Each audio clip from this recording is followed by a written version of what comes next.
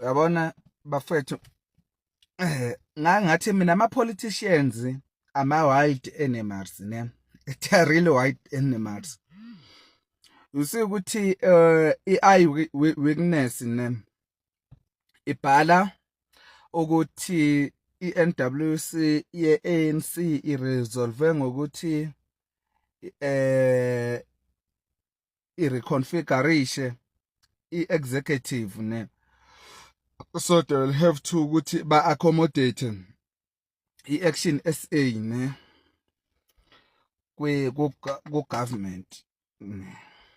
Okay, i-Action SA ikhipha i-statement ne ithi ngeke sibe iphathi ka-government up until sibe ne-assurance after 30 days ukuthi there will be no VAT hike or anything.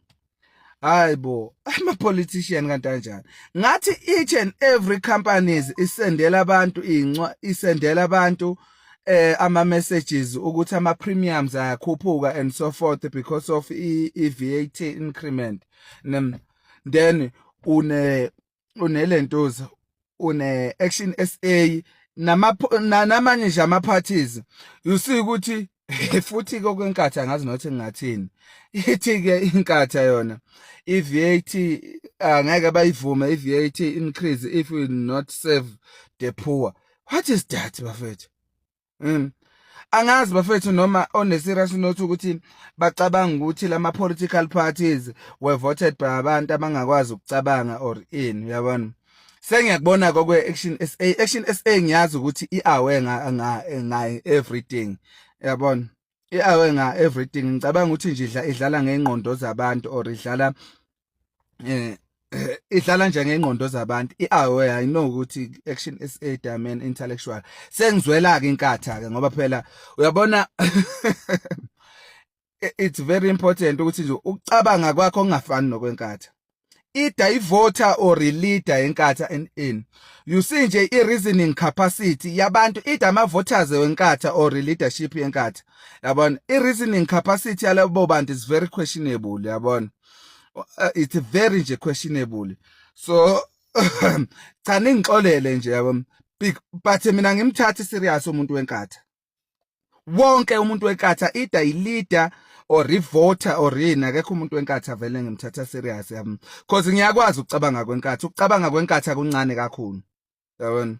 Kuncane kakhulu ukucabanga kwenkatha, especially mawuzokhuluma ngama-political matters, yabona. Awukwazi ukuzovuma i-VAT increase bese uthi i-VAT increase will serve the poor people, yabona nkosi yami, yabona. So they know, mhlawumbe they know very well ukuthi ama-voters wabo vele into angacabanga, because vele inkatha into yale, yabona, kwi-rural kwi-Zululand, eZululand.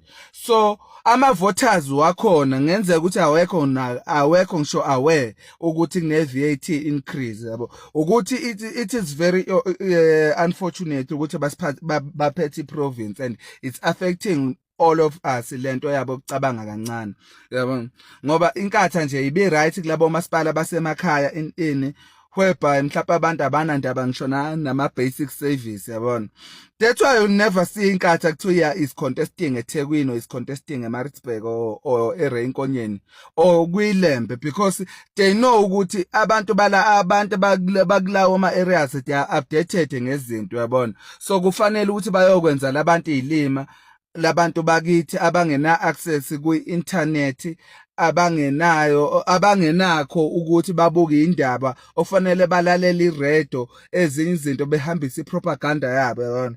So nje ingakho lokhu kwenkatha ngithatha serious. Ngiworried ngabantu be-Action SA ukuthi why are they doing that to their voters, yabona, ukuthi bebenze ilima bebe kwi-denial kangaka, yabona. So it is very unfortunate, yabona. So but-ke i-ANC iyazi yona ukuthi yenzani, yabona. Iyazi ukuthi yenzani. There is no way ukuthi, yabona nje i-VAT ngomhla ka-1 April will be 15.5%. They voted yes in parliament. Sonke besibhekile yazi Nkosi yami yazi yahlupha lena asikwazi comrade ukuthi sonke kade sibhekile commanders besibhekile iTV abantu yes yebo ewe after that they are coming to us bayangimamida bakhipha amamida statement in as if lezo zinto abazenzanga hayi kahleni bafethu yabona akwazi yabona akwazi nje akwazi ne so iyabheda lento lena mina ngingaxolela ngoba ngisho ukuthi ngingaxolela ama voters wenkatha nama leaders wenkatha ngoba ngiyawa understand ukuthi acabanga kancane vele yabona so bacabanga kancane abantu bakhona so ngoba becabanga kancane nje kufanele sibabekezelele ingakho kubalekile ukuthi abakhona la izinto sibaclarifyele yabo ngoba vele ukucabanga kwabo kuncane